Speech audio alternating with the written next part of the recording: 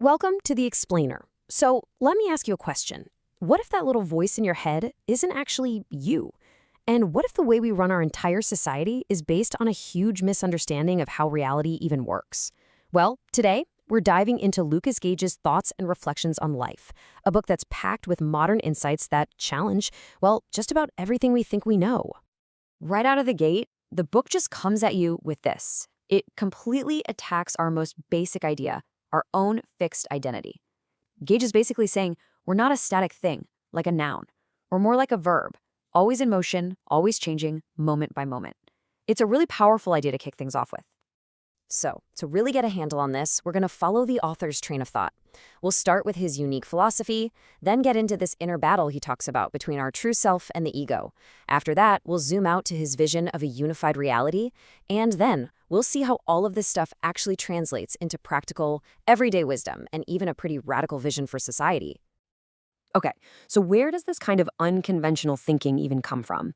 Well, Gage starts by basically clearing the board, arguing that all the old philosophical labels, they just don't cut it anymore.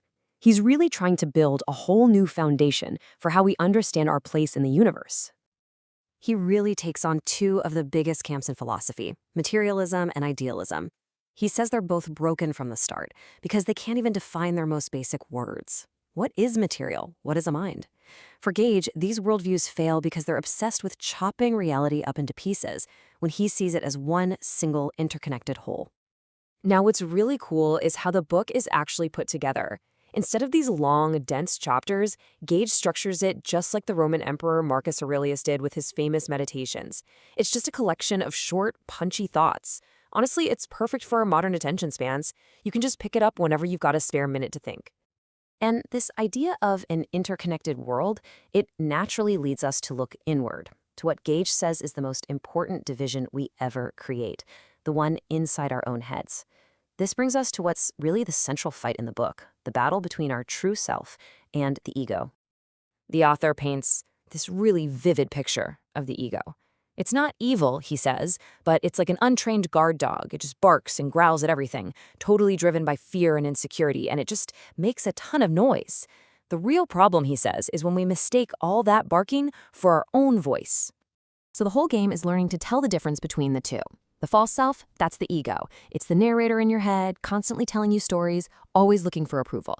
But the true self? That's something way deeper. It's the silent, formless awareness that just watches the ego's chatter without getting caught up in it. And this quote just brilliantly illustrates the ego's biggest trap. Because the ego is a false self, any love it has is also gonna be false. Its entire sense of self-worth is hanging by a thread, completely dependent on what other people think. And when those opinions are bad, the whole thing just comes crashing down and we end up hurting ourselves. Okay, so once you start to see your true self as this quiet observer, Gage says you have to zoom out. I mean, if the you inside your head isn't some separate little thing, then what about everything else out in the world? And this leads to his really mind-bending idea of a non-dual reality. At its heart, non-dualism is just the simple idea that there's no real separation. Think about it. Where does the sunlight actually end and your skin begin? According to Gage, there's no hard line. We and the sun and the trees and everything else were all just different expressions of the exact same cosmic system. And this idea directly shapes his definition of God. For Gage, God isn't some person up in the clouds watching us.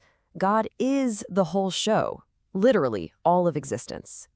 This is a classic pantheist view, and he's really clear that anyone who says they have it all figured out is totally missing the point. Okay, so this is all really fascinating philosophy, but, how does it actually help you on a random Tuesday afternoon? Well, Gage is very keen to show that these huge ideas have some very practical, down-to-earth uses for how we actually live our lives.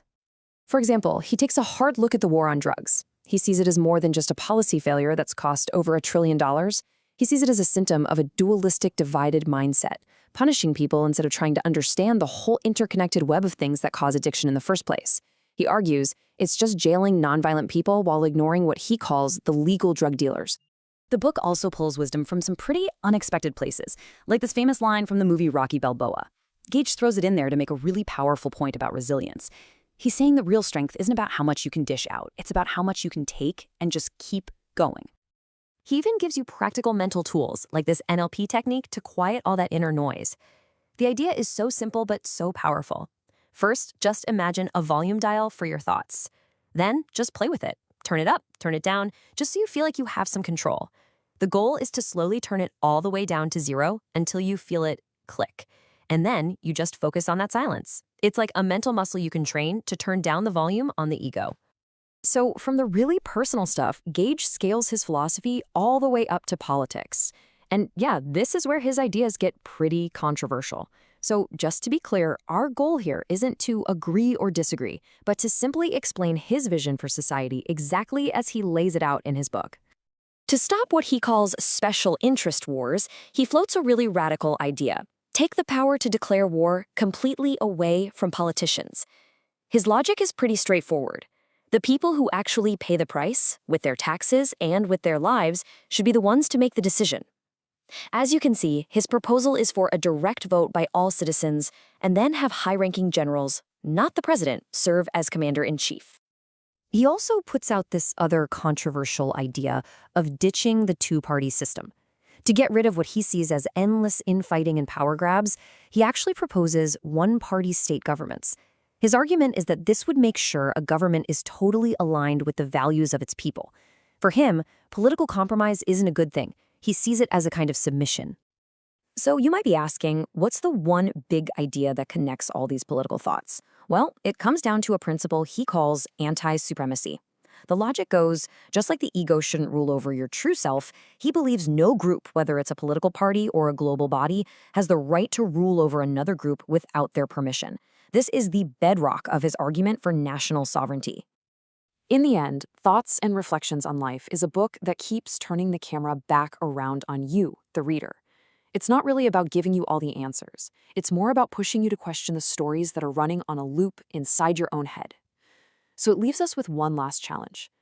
Can you notice just one story your own ego is telling you, right here in this very moment?